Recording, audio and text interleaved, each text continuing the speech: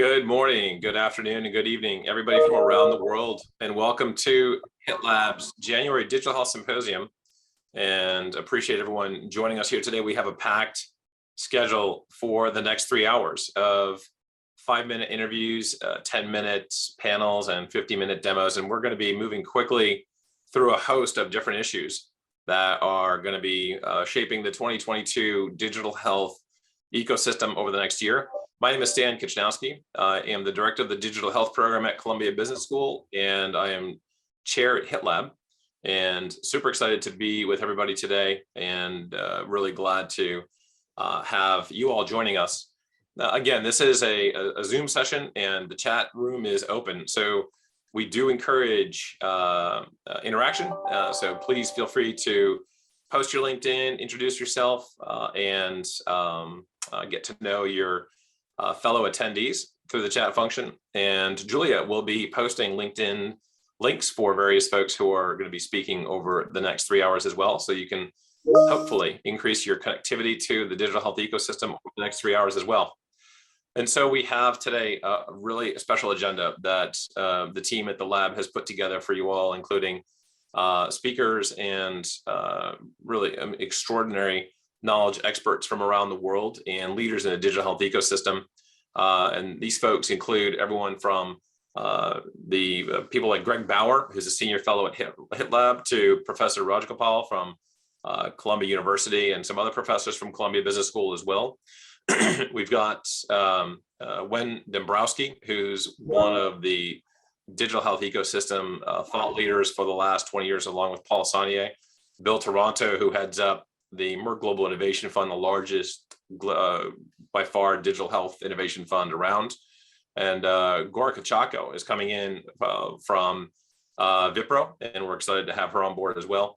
And so we've got a packed agenda. And again, if you have questions, don't be afraid to use the chat box and the Q&A box for the questions. We want to make this as interactive as possible.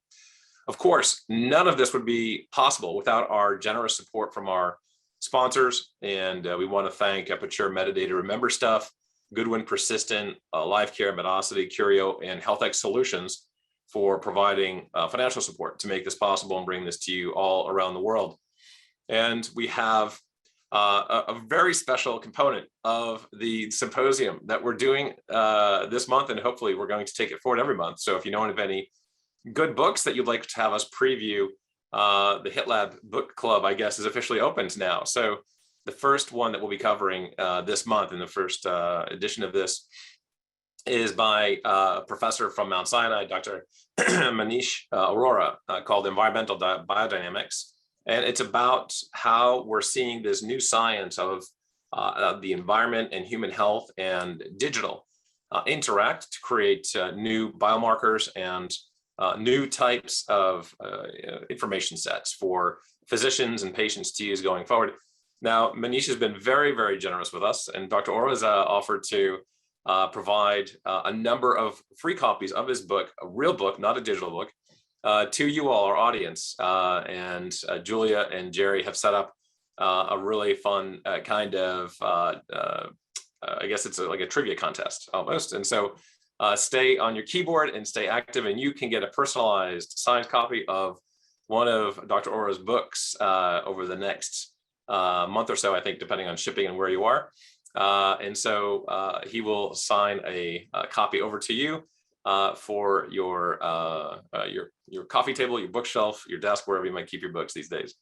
And with that, we have our first question for the audience, and the first one to hit the chat box with the answer will win the first copy. And we've got a few of these coming out today, so stay tuned.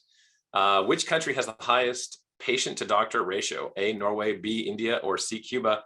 And it looks like we've already got our winner. So congratulations. I couldn't see who answered because the chat box is lighting up very quickly here. And the winner, of course, is Cuba. Our congratulations to our first winner. Looks like a lot of people got that answer correctly.